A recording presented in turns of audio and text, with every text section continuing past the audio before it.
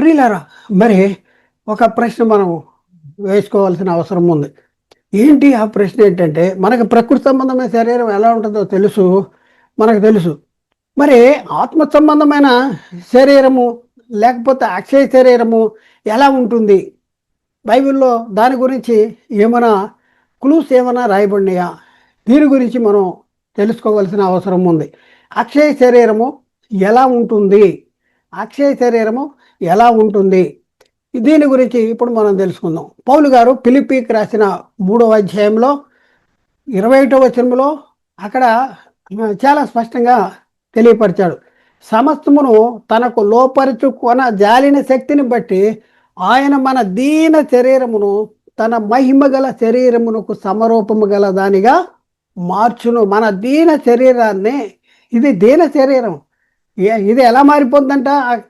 తన మహిమ గల శరీరానికి సమరూపము గలదానిగా. సమరూపము, ఇంకా ఏం తేడా ఉండదు. యేసుక్రీస్తు రెండవసారి వచ్చినప్పుడు ఆయన్ని చూస్తే ఆయన శరీరం ఎలా ఉందో మన శరీరం కూడా అలాగే మారిపోద్ది. దీని శరీరము తన మహిమ గల శరీరానికి సమరూపముగా మారిపోద్ది అంటాడు. అంటే మన దీన శరీరము తన మహిమ గల శరీరానికి సమరూపము గలదానిగా మారితే ఏం జరుగుద్దంటే, మనము ఆయన ప్రత్యక్షమైనప్పుడు ఆయన ఉన్నట్లుగానే ఆయనను మనం చూస్తాం గనక ఆయన్ను పోలి ఉంటాం.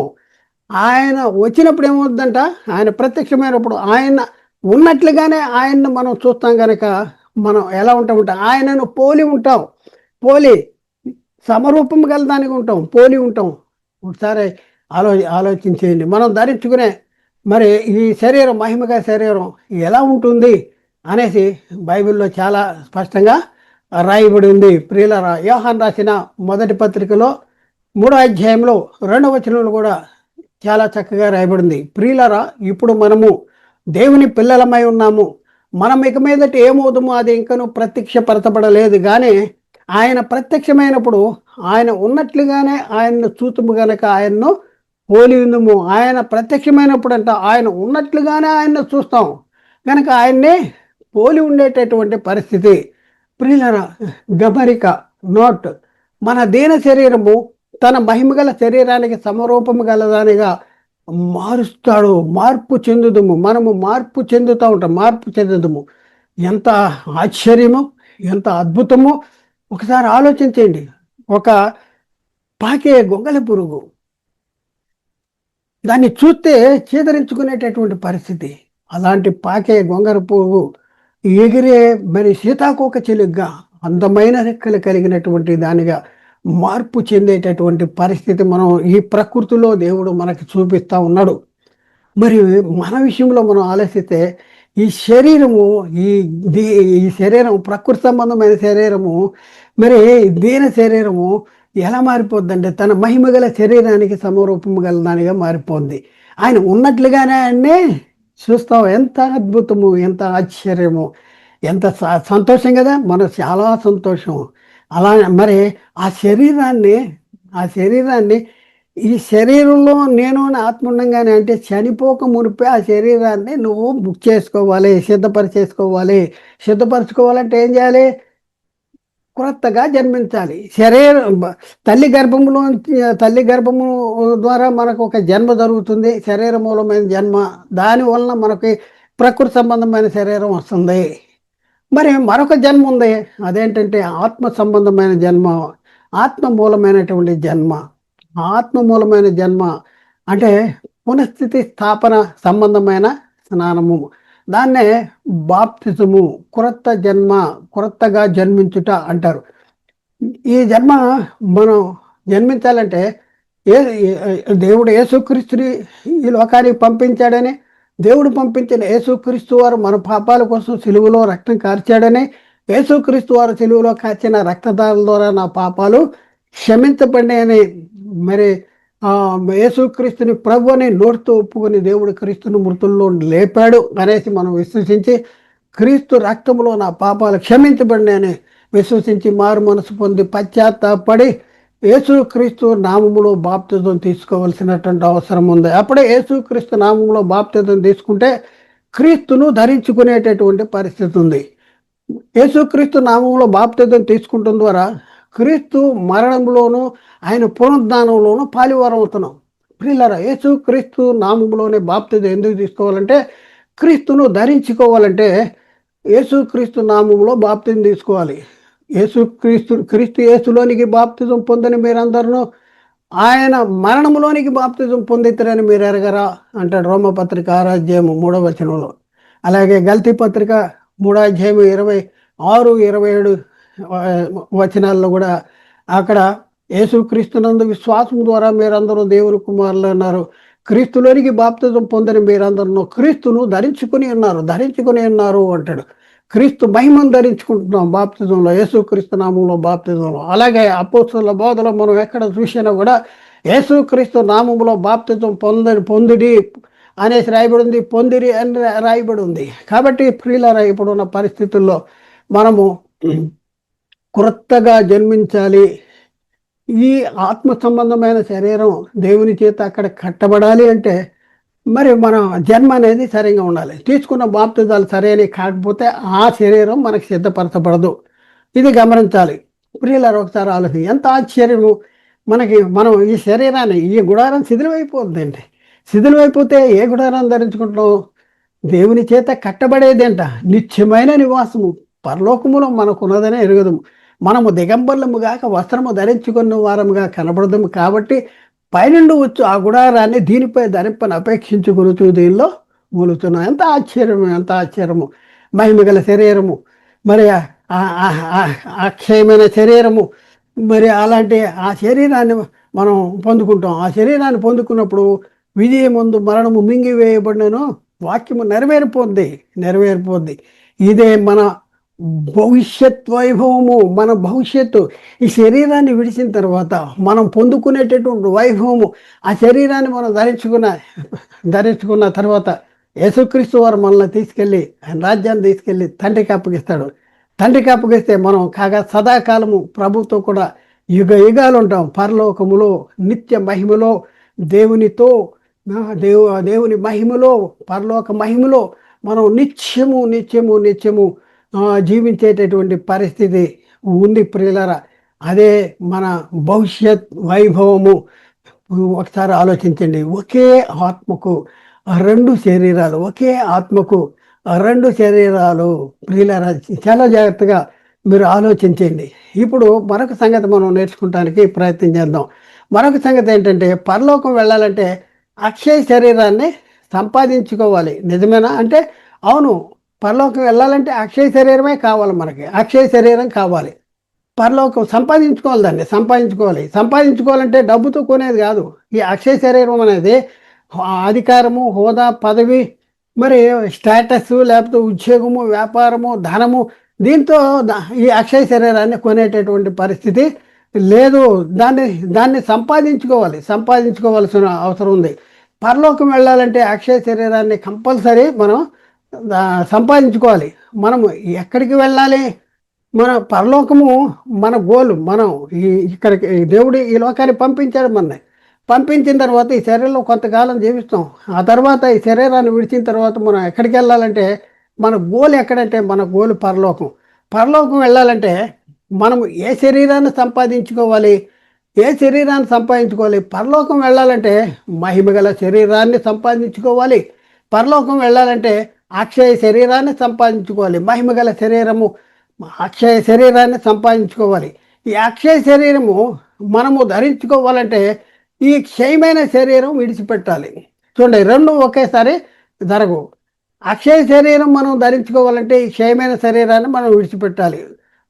ఇది ఎప్పుడు జరుగుతుందంటే మృతుల పునరుద్ధానంలో పాలివారం కావాలి. మృతుల పునరుద్ధానం యేసుక్రీస్తు రెండవసారి వచ్చినప్పుడు నీతిమంతులుగా జీవించి చనిపోయిన మనము ఆ మృతుల పునరుద్ధానంలో పాలివారం కావాలి. ప్రియులారా, మరి ఈ మృతులు పునరుద్ధానంలో పాలివారు ఎవరు అవుతారంటే యేసుక్రీస్తుని దేవుని కుమారుడు, రక్షకుడు, ప్రభు అని నమ్మిన వాళ్ళు, నమ్మి యేసుక్రీస్తు నామంలో బాప్తిజం పొందిన వాళ్ళే మృతుల పునరుద్ధానంలో పాలివారు అవుతారు. పౌలు చెప్తా ఉన్నాడు, మనం ధరించుకోవలసిన శరీరం ఎక్కడుంది? ఈ శరీరాన్ని మనం ఎప్పుడు పొందుకుంటాము, ఎలా పొందుకుంటాము అనే సంగతి పౌలు గారు చాలా స్పష్టంగా చెప్తా ఉన్నాడు. కొరింథీకి రాసిన 2వ పత్రికలో 5వ అధ్యాయంలో 1-5 వచనాల్లో మనం చూస్తే పౌలు గారు చెప్తున్నారు, భూమి మీదనున్న మన గుడారమైన ఈ నివాసము శిథిలమైపోయినను చేతి పని కాక దేవుని చేత కట్టబడినది నిత్యమైనదైన నివాసము పరలోకముందు మనకున్నదని ఎరుగుదుము. పరలోకములో ఉంది నిత్యమైన నివాసము, మన నివాసము. ఇది నివాసం శిథిలమైపోద్ది. మనము దిగంబరులము గాక వస్త్రము ధరించుకున్న వారముగా కనబడదుము. కాబట్టి పైనుండి వచ్చు మన నివాసమును దీనిపై ధరింపని అపేక్షించుకొనొచ్చు. దీనిలో మూలుగుతున్నాం చూడండి, మూలుగుతున్నాం. 3వ వచనం, ఈ గుడారములో ఉన్న మనము భారము మోసుకొని మూలుగుతున్నాము, ఎప్పుడు విడిచిపెట్టాలి అనేసి. అయితే ఇది తీసివేయవల్లని కాదు, కానీ మత్యమైనది జీవము చేత మింగివేయబడినట్లు ఆ నివాసమును దీనిపై ధరింపని అపేక్షించుకున్నావు. మత్యమైనది ఏమవుతుందంట? జీవము చేత మింగివేయబడినట్లు ఆ నివాసాన్ని దీనిపై ధరింపని అపేక్షించుకున్నది, దీనిలో మూలుగుతున్నాము అనేసి చెప్తా ఉన్నాడు. దీని నిమిత్తము మనలను 5వ వచనం, దీని నిమిత్తము మనలను సిద్ధపరచువాడు దేవుడే, మరియు ఆయన తన ఆత్మను సంచకరమును మనకు అనుగ్రహించి ఉన్నాడు. అందుకనే ప్రియులారా, మరి అపోస్తలుడైన పౌలు ఏం కోరుకుంటున్నాడు ఒకసారి ఆలోచించండి. ఏం కోరుకుంటున్నాడు? అక్షయ శరీరం ఎప్పుడు ధరించుకుంటామంటే యేసుక్రీస్తు 2వసారి వచ్చినప్పుడు ధరించుకుంటాం. మృతులు అక్షయాలుగా వెళ్ళబడతారు, మనం మార్పు చెందుతాం. అంటే మృతులు పునరుద్ధానం.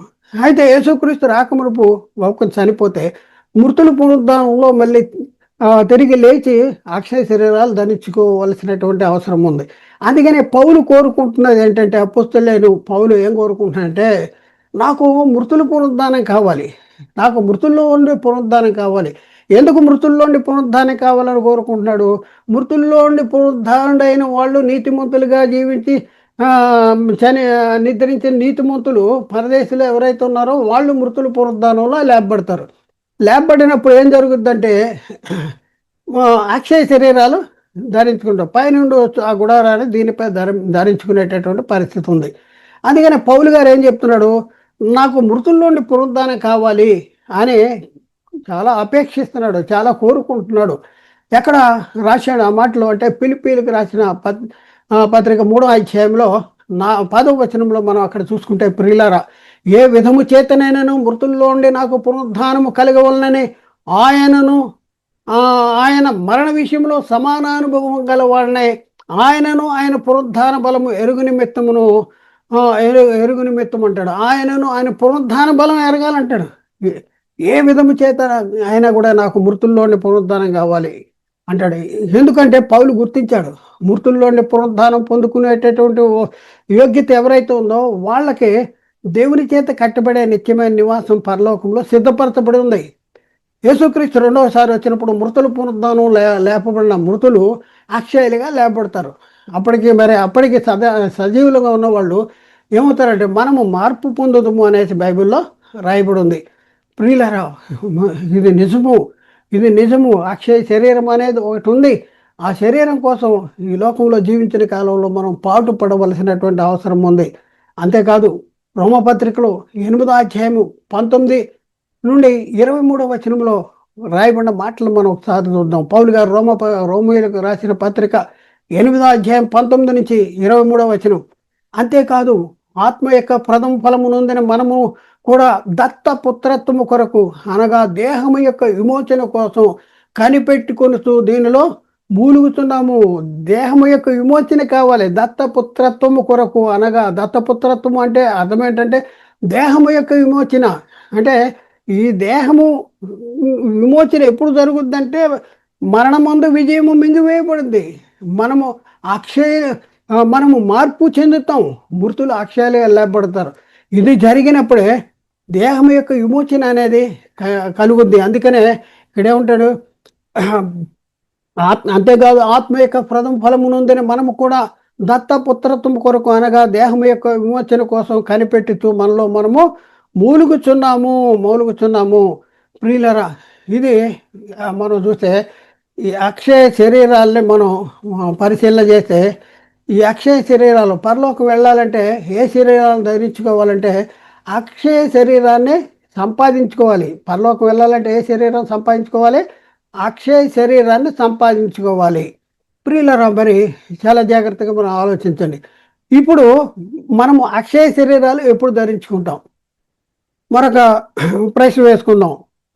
ప్రియులారా, చాలా జాగ్రత్తగా ఆలోచించండి. అక్షయ శరీరాలు మనం ఎప్పుడు ధరించుకుంటాము?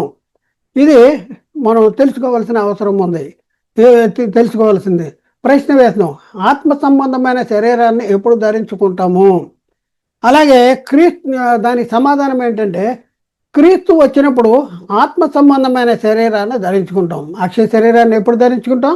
యేసు క్రీస్తు రెండోసారి వచ్చినప్పుడు మనం ఈ ఆత్మ సంబంధమైన శరీరము, అక్షయ శరీరము, అమర్త్యమైన శరీరము, మరి మహిమగల శరీరము, దీన్ని మనం ధరించుకునేటటువంటి పరిస్థితి ఉంది అనేసి మనం గుర్తించవలసిన అవసరం ఉంది. లేఖనాలను బట్టి మనుషుని ద్వారా మరణము వచ్చిన గనక మనుషుని ద్వారానే మృతుల పునరుద్ధానమును కలిగెను అనేసి లేఖనాల్లో రాయబడినాయి. మనుషుని ద్వారా. ఆ మనుషుడు ఎవరు? యేసు క్రీస్తు ద్వారా మృతుల పునరుద్ధానం. దేవుడు క్రీస్తును లేపాడు, మనలను కూడా తన శక్తి వల్ల లేపుతాడు. యేసుక్రీస్తు ఏం చేశాడు? ఆ క్రీస్తు యేసు మరణమును నిరర్ధకము చేసి జీవమును అక్షయతను స్వార్థ వల్ల వెలుగులోనికి తెచ్చాడు. యేసుక్రీస్తు ఏం చేశాడు? మనము మృతి పొందినను జీవించినను తనతో కూడా జీవించి నిమిత్తము ఆయన అందరి కొరకు మృతి పొంది తిరిగి లేచాడంట. ప్రియులారా, ఒకసారి మనిషిని ద్వారా మృతుల పునరుద్ధానము కలిగింది అంటాడు. లేఖనాన్ని మనం పరిశీలన చేద్దాం. పౌలు గారు కొరింథీకి రాసిన మొదటి పత్రిక 15వ అధ్యాయంలో 20వ వచనం నుంచి కిందకి చదువుదాం. 20వ వచనం, ఇప్పుడైతే నిద్రించిన వారిలో ప్రథమ ఫలముగా క్రీస్తు మృతుల్లో ఉండి లేపబడి ఉన్నాడు. ప్రియులారా, మరి మొదటి శతాబ్ద కాలంలో పౌలు ఆ మాటలు రాసేటప్పటికి మృతుల్లోండి లేపబడిన వారిలో మొదటి వారు ఎవరంటే యేసు క్రీస్తు వారు మాత్రమే, ఇంకెవరూ లేరు. మరి ఇప్పుడు యేసుక్రీస్తు తర్వాత మరి పరలోకం వెళ్ళిపోయిన తర్వాత మరి ఎవరన్నా మృతుల్లోండి తిరిగి లేచి పరలోకం వెళ్ళిపోయారా? లేకపోతే చనిపోయి డైరెక్ట్గా పరలోకం వెళ్ళిపోయారంటే బైబిల్ ఒప్పుకోదు. ఎందుకంటే బైబిల్లో రాయబడిన మాట ఏముందంటే, యోహాను సువార్త 14వ అధ్యాయంలో, నేను మరల వచ్చి మిమ్మల్ని తీసుకుపోతాను, నా తండ్రి ఇంట అనేక నివాసాలలో లేని ఏళ్ళ నేను మీతో చెప్పుదును, నేను వెళ్ళి మీకు స్థలము సిద్ధపరచ వెళుతున్నాను, నేను వెళ్ళిన ఏళ్ళ నేను వెళ్ళి మీకు స్థలం సిద్ధపరిచి నేనుండు స్థలంలో మీరు ఉండులాగా మరల వచ్చి మిమ్మల్ని తీసుకెళ్తాను, నేను మళ్ళీ వచ్చి మిమ్మల్ని తీసుకెళ్తాను అనేసి ఆ లేఖనాల్లో రాయబడి ఉన్నాయి. కాబట్టి ప్రియులారా, మరొక సంగతి మనం చూస్తే, పరలోకం నుండి వచ్చిన వాడే అనగా పరలోకములో ఉండే మనిషి కుమారుడే తప్ప పరలోకానికి ఎక్కిపోయిన వాడు ఎవరు కూడా లేరు అనేసి లేఖనాలు చెప్తా ఉన్నాయి. కాబట్టి ప్రియులారా, మనం నమ్మాలి, లేఖనాలు నమ్మాలి. మనం బైబిల్ని సరిగా అర్థం చేసుకోలేనటువంటి పరిస్థితుల్లో ఉన్నాం. ఏదో ఎక్కడో ఒక వచనాన్ని పట్టుకుని దాన్ని పట్టుకుని మనం ఊరేగేటటువంటి పరిస్థితి సాతాను మన జీవితాల్లో కల్పిస్తూ ఉన్నాడు. చూద్దాం 20వ వచనం, మొదటి కొరింథీ 15:20 ఇంకా నుంచి కింద చూద్దాం. ఇప్పుడైతే నిద్రించిన వారిలో ప్రథమ ఫలముగా క్రీస్తు మృతుల్లో ఉండి లేపబడి ఉన్నాడు. మనిషిని ద్వారా మరణం వచ్చని గనక మనిషిని ద్వారానే పునరుద్ధానమును కలిగెను. ఆదామునందు అందరూ ఎలాగ మృతి పొందుతున్నారో అలాగే క్రీస్తునందు అందరూ బ్రతికించబడుదురు. ప్రతివాడు తన తన వరుసలోనే బ్రతికించబడును. ప్రథమ ఫలము క్రీస్తు. అటు తర్వాత క్రీస్తు వచ్చినప్పుడు ఆయన వారు బతికించబడతారు. చూడండి, ప్రథమ ఫలము క్రీస్తు అంటే ఈ మధ్యలో ఎవరు లేగరంటే లేగరు. ఎప్పుడు లెగుస్తారంటే ఆయన వచ్చినప్పుడు ఆయన వారు బతికించబడతారు. ఎప్పుడు వెళ్తారు పరలోకం? ఎప్పుడు అక్షయ శరీరాలు ధరించుకుంటాము అంటే ఆయన వచ్చినప్పుడు బ్రతికించబడతారు. వీళ్ళందరూ బ్రతికించబడేటటువంటి పరిస్థితి ఉంది. ప్రియులారా, మృతుల పునరుద్ధానమును అలాగే అని చెప్పి 42వ వచనం 1వ కొరింథీ పౌలు రాసిన మొదటి కొరింథీ పత్రిక 15వ అధ్యాయం 42 నుంచి 47వ వచనం వరకు మనం చూద్దాం. మృతుల పునరుద్ధానమును అలాగే శరీరము క్షయమైనదిగా విత్తబడి అక్షయమైనదిగా లేపబడును.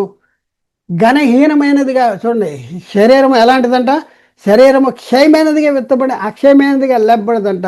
ఘనహీనమైనదిగా విత్తబడి మహిమగల శరీరముగా లేపబడును. బలహీనమైన శరీరముగా విత్తబడి బలమైన శరీరముగా లేపబడద్ది. చూడండి, ఎలాంటి శరీరాన్ని మరి ధరించుకుంటాము. ఎప్పుడు ధరించుకుంటామంటే క్రీస్తు రెండోసారి వచ్చినప్పుడు ధరించుకుంటాం.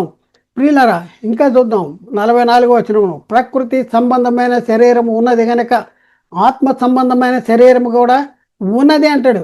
అంటే ప్రకృతి సంబంధమైన శరీరముగా విత్తబడి ఆత్మ సంబంధమైన శరీరంగా లేపబడును. ప్రకృతి సంబంధమైన శరీరము ఉన్నది కనుక ఆత్మ సంబంధమైన శరీరం కూడా ఉంది. బైబిల్ చెప్తుంది. పౌలు తన సొంత మాటలు కాదు. పౌలు చెప్తున్నాడు, మేము మీకు ప్రకటించిన సువార్త అవునని చెప్పి కాదని లేదంటాడు. అవునని మేము అవునన్నట్టు ఉంది.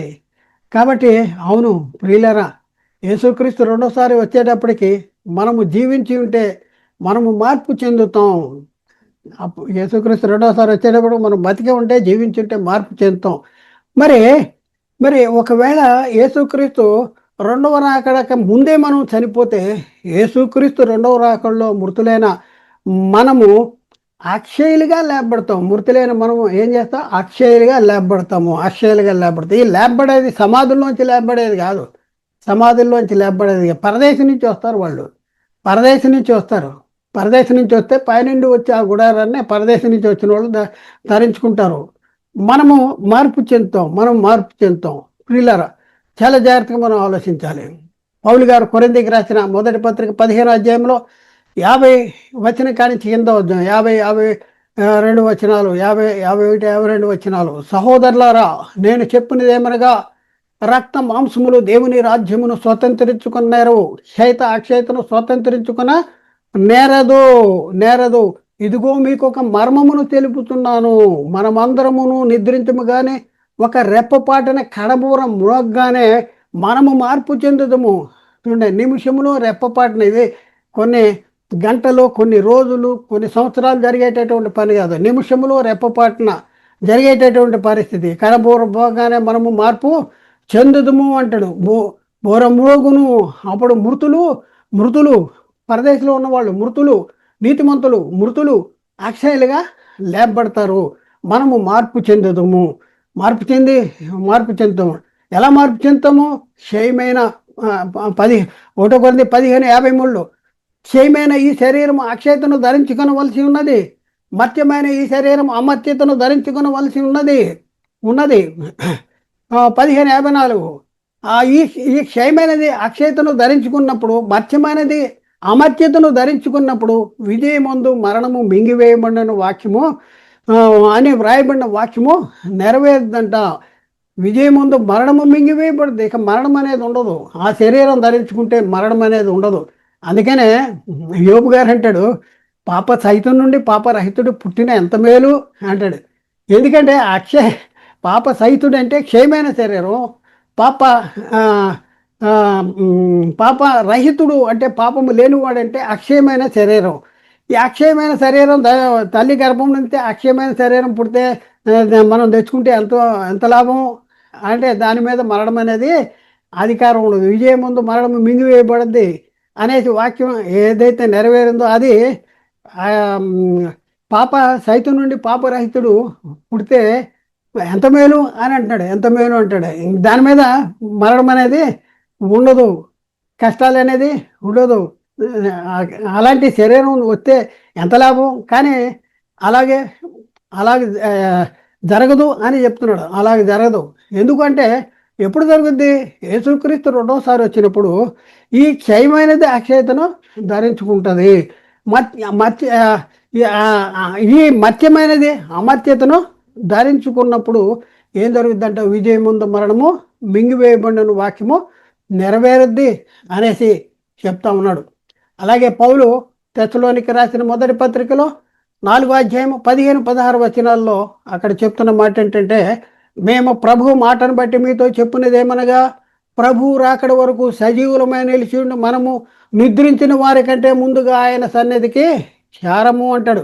చూడండి, సజీవులుగా ఉన్న మనము నిద్రించిన వారి కంటే ముందుగా వెళ్ళాం. మనం పైన ఉన్నాం కనుక పరదేశంలో ఉన్న వాళ్ళకంటే మనం ముందు వెళ్ళిపోతాం అనేది జరగదు అని చెప్పేసి ఇంకేం చెప్తున్నాడు 16వ వచనంలో, ఆర్భాటంతోనూ ప్రధాన దూత శబ్దంతోనూ దేవుని బోరుతోనూ పరలోకం నుండి ప్రభువు దిగివచ్చును అని చెప్పి, క్రీస్తునందు మృతులైన వారు మొదట్లేతురు, ఆ మీదటి సజీవులమై నిలిచిండు మనము వారితో కూడా ఏకముగా ప్రభువుని ఎదుర్కొంటూ ఆకాశ మండలానికి మేఘాల మీద కొనుపోబడుదుము. కాగా మనం సదాకాలం ప్రభుతో కూడా ఉంటాము. కాబట్టి ప్రియులారా, ఒకసారి ఆలోచించి ఎప్పుడు ఈ అక్షయ శరీరాలు ధరించుకుంటాం, ఎప్పుడు మరి ఆ, మన శరీరాలు మార్పు చెంది అంటే యేసుక్రీస్తు వచ్చినప్పుడే, యేసుక్రీస్తు వచ్చినప్పుడు జరిగే సంఘటన ఇది అర్థం చేసుకోవాల్సిన అవసరం ఉంది. సజీవులమై నిలిచిండు మనము వారితో కూడా ఏకంగా అంటున్నాము. మొదట ఏం జరుగుద్ది? మృతులైన వారు మొదట్లో వస్తారు. ఆ మీదట ఏముంది? మనము సజీవులుగా నిలిచిన మనము అక్షయాలుగా మార్చబడి వారితో కూడా ఏకముగా ప్రభువుని ఎదుర్కొంటే ఆకాశ మండలానికి మేఘాల మీద కొనిపోబడేటటువంటి పరిస్థితి ఉంది. ప్రియులారా, ఆలోచించండి. ఎంత ఆశ్చర్యము, ఎంత అద్భుతము. ఒకసారి మనం పరిశీలన చేసుకోవాల్సిన అవసరం ఉంది. మరి ఈ అక్షయ శరీరాన్ని మనం సంపాదించుకుంటున్నామా? యేసుక్రీస్తు వచ్చినప్పుడు మరి మనం చనిపోతే మృతులు అక్షయాలుగా లేపబడేటటువంటి స్థితిలో ఉన్నామా? లేకపోతే ఇప్పుడే యేసుక్రీస్తు వస్తే మనం మార్పు చెందేటటువంటి పరిస్థితుల్లో ఉన్నామా? ఎలాంటి పరిస్థితుల్లో ఉన్నాం మనం? ఒకసారి ఆలోచించండి. నీవు నీ శరీరము నుండి బయటికి వెళ్ళక మునిపే, అంటే చావక మునిపే ఈ అక్షయమైనటువంటి శరీరాన్ని సంపాదించుకోవాలి. మనకు ఉన్నదని ఎరుగుదము, పరలోకం ముందు మనకు ఉన్నదని ఎరుగుదము అని పౌలు చెప్తున్నాడు. ఎక్కడుందంటే పరలోకంలో ఉంది. ఎవరి చేతి కట్టబడుతుందంటే దేవుని చేతి కట్టబడుతుంది. అది ఎంతకాలం ఉంటుందంటే నిత్యమైన నివాసము పరలోకములో మనకున్నదని ఎరుగుదము అంటాడు. ఆ నివాసాన్ని దీనిపై ధరింపని అపేక్షించుకునితూ దీనిలో మూలుగుతున్నాము అంటాడు. ఇదండి మన భవిష్యత్ వైభవము. మన భవిష్యత్ వైభవము. మనము సదాకాలము ప్రభుతో కూడా ఉంటాం. సదాకాలము ప్రభుతో కూడా ఉంటాం. ఆశ ఉందా మీకు? దానికోసమే పని చేస్తున్నామా? ఈ గుడారం క్షేమైపోయే గుడారం కోసం, మరి గుంటలోకి వెళ్ళిపోయే గుడారం కోసం, మొన్నైనది వెనుకటి వల్ల అయిపోయే గుడారం కోసమే మన జీవితకాలం అంతా కూడా మనం ఆలోచిస్తున్నామా? కష్టపడుతున్నామా? దానికోసమే బతుకుతున్నామా? బతికితే తప్పనిసరిగా నరకానికే వెళ్తాం మనం. ప్రియులారా, ఒకసారి ఆలోచించండి. నరకానికి వెళ్తామా? నరకం కావాలా? లేకపోతే ప్రభుతో కూడా సదాకాలం జీవించాలా? అక్షయ శరీరాన్ని ధరించుకొని, మహిమ శరీరాన్ని ధరించుకొని నిత్యము దేవుని సన్నిధిలో ప్రభుతో కూడా సదాకాలము జీవించాలనేటువంటి కోరిక, ఆలోచన, తపన ఉంటాయి. ఈ రోజే మన జీవితాన్ని మార్చుకోవాలి, మన ఆలోచనను మార్చుకోవాలి, మన తలంపులను మార్చుకోవాలి, మన పద్ధతులను మార్చుకోవాలి, మన క్రియలను మార్చుకోవాలి. ప్రియులారా, మన ఎస్టిమేట్ మనం దాన్ని గురించి మనం ఆలోచించాలి. అక్షయ శరీరం కోసం మనం బతకాలి. అక్షయ శరీరాన్ని సంపాదించుకుంటానికి కష్టపడాలి ప్రియులారా. ఏ విధము చేత నేను నాకు మృతుల్లోండి పునరుద్ధానం కావాలి అనేసి పౌలు కోరుకుంటున్నాడే. మరి అదే బైబిల్ మనం చదువుతూ ఉన్నాం. మరి నాకు మృతుల్లోండి పునరుద్ధానం కావాలంటే ఏ ఏ ఏ శరీరం ధరించుకోవాలంటే అక్షయ శరీరం ధరించుకోవాలి. మరి ఈ అక్షయ శరీరం కోసం ఈ లోకంలో జీవించిన కాలంలో నువ్వేమైనా ఆలోచిస్తున్నావా? కష్టపడుతున్నావా? మరి దానికోసం ఏం చేస్తున్నావని నీకు ఆ తండ్రి చేత, ఆ దేవుని చేత కట్టబడే నిత్యమైన నివాసం అక్కడ సిద్ధపరచబడతా ఉంటుంది. యేసుక్రీస్తు రక్షకుడని నమ్మేవా? దేవుని కుమారుడని నమ్మేవా? నమ్మానంటాడు. నమ్మితే ఏం చేస్తున్నావు? దెయ్యాలు నమ్మి వణుకుతున్నావు అంటాడు. వ్యర్థుడా, క్రియలేని విశ్వాసము నిష్ఫలమని నీవు తెలుసుకుని కోరుతున్నావా అంటాడు. నిష్ఫలము అంటాడు. కాబట్టి ప్రియులారా, ఒకసారి ఆలోచించండి. మన భవిష్యత్ వైభవాన్ని ఒకసారి గుర్తు చేసుకుని ఈ లోకంలో జీవించిన కాలంలో దానికోసము ఈ లోకంలో కష్టపడవలసిన అవసరం ఉంది. శ్రమ అయినా, హింస అయినను, కరువు అయినను, వస్త్రహీనత అయినను, ఈ లోకంలో ఏదొచ్చినా కూడా అది మన ప్రభు అయిన యేసుక్రీస్తునందలి దేవుని ప్రేమ నుండి మనల్ని ఎడబాప నేరవని రూఢిగా నమ్ముతున్నానని పౌలు చెప్తా ఉన్నాడు. ప్రియులారా, పౌలు అంటాడు, క్రీస్తు పడిన సంగమును ఆయన శరీరం కోసం క్రీస్తు పడిన పాటల్లో కొదువైన వాటిని నా వంతు నా శరీరం ముందు నేను వహించుకొని పోతున్నాను అనేసి పౌలు అంటాడు. మనము క్రీస్తుతో కూడా మహిమ పొందాలంటే క్రీస్తుతో కూడా శ్రమ పడిన మనము క్రీస్తుతోటి వారసులము కావాలంటే క్రీస్తుతో కూడా శ్రమ పొందాలి. క్రీస్తు శ్రమల్లో పాలివారం కావాలి. ప్రియులారా, ఆయన మరణంలోనూ ఆయన పునరుద్ధానంలోనూ పాలివారం కావాలి. ఈ లోక విషయంలో, మరి శరీర విషయంలో, ఈ లోక సంబంధమైన విషయాల్లో మనం చనిపోవలసినటువంటి అవసరం ఉంది. క్రీస్తు ఏ సంబంధులు శరీరము దాని ఇచ్చలు దురాస్తులకి సెలవు వేయబడవలసిన అవసరం ఉంది. దానివల్ల క్రీస్తు సెలువు వల్ల నాకు లోకానికి నేను సెలువేయబడి ఉన్నాము అనేసి పౌలు చెప్పినటువంటి మాటలను ఒకసారి గుర్తు చేసుకోండి ప్రియులరా. ఒకసారి ఆలోచించండి. మన భవిష్యత్ వైభవము ఏంటి అంటే అక్షయ శరీరాలు ధరించుకుంటాం. విజయమందు మరణము మింగివేయబడింది. యేసుక్రీస్తు తీసుకెళ్లి మనల్ని తండ్రికి అప్పగిస్తాడు. కాగా సదాకాలము మనం ప్రభువుతో కూడా నిత్య మహిమలో, పరలోక మహిమలో తండ్రితో కూడా జీవించేటటువంటి గొప్ప ఆధిక్యత, గొప్ప గొప్ప ఆధిక్యత మనకు ఉంది. ప్రియులారా, ఒకసారి ఆలోచించండి. దేనికోసం నీ ఆలోచన, దేనికోసం నువ్వు శ్రమ పడుతున్నావు, దేనికోసం కష్టపడుతున్నావు, దేనికోసం ఆలోచిస్తున్నావు, దేనికోసం చింతిస్తున్నావు? నీ చింత దేనికోసం? అక్షయ శరీరం కోసం చింతిస్తున్నావా? ఒకసారి మనం పరిశీలన చేసుకోవాల్సిన అవసరం ఉంది. ప్రియులరా ఒకసారి ఆలోచించండి. ఆ అక్షయమైన శరీరము, మహిమగల శరీరము, బలమైన శరీరము, ఆత్మ సంబంధమైన శరీరము, మరి అమర్త్యమైన శరీరం నువ్వు కావాలని కోరుకుంటున్నావా? ఆ శరీరం ఉంటేనే తప్ప నీకు పరలోక యోగ్యము లేదు. కాబట్టి యేసుక్రీస్తు రక్షకుడు, దేవుని కుమారుడు, ప్రభువు యేసుక్రీస్తు నా పాపాల నిమిత్తము మృతి పొందాడు, సమాధి చేయబడ్డాడు, తిరిగి లేచాడు. ఆయన ఎందుకు విశ్వాసం ఉంచు వారిని తిరిగి రెండోసారి వచ్చి ఆయన పరలోకానికి తీసుకెళ్ళటానికి ఆయన రెండోసారి రాబోతున్నాడని విశ్వసించి మారు మనసు పొంది పశ్చాత్తాపడి యేసుక్రీస్తు నామంలో బాప్తిజం పొందుకో. ఇప్పుడే నువ్వు ఆత్మ మూలంగా జన్మిస్తావు.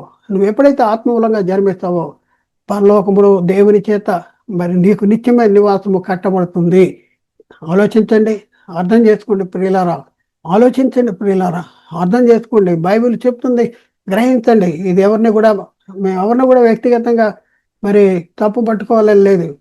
బైబిల్ ఏం చెప్తుందో మీకు తెలియపరచడానికే మేము ఈ ప్రయత్నము. క్రీస్తు ప్రేమ మమ్మల్ని బలవంతం చేయటం ద్వారా మేము ఈ అంశాన్ని మీ ముందుకు తీసుకురావటానికి మేము ప్రయత్నం పడుతున్నాం.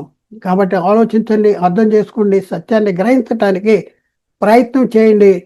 మరి మేము ప్రకటించేటటువంటి వాక్యాలన్నీ కూడా మరి యూట్యూబ్లో అప్లోడ్ చేయబడుతున్నాయి. మా YouTube channels United Bible academy అనేది ఒక ఛానల్, అలాగే సత్య సువార్త ప్రతిధ్వని అనేది మరొక ఛానల్, అలాగే ఎన్ఆర్ఆర్ బైబిల్ క్లాసెస్ అనేది మరొక ఛానల్, అలాగే యూబిఏ ఆన్లైన్ బైబిల్ అనేది మరొక ఛానల్. ఈ 4 ఛానల్లో మీరు సబ్స్క్రైబ్ చేసుకోండి.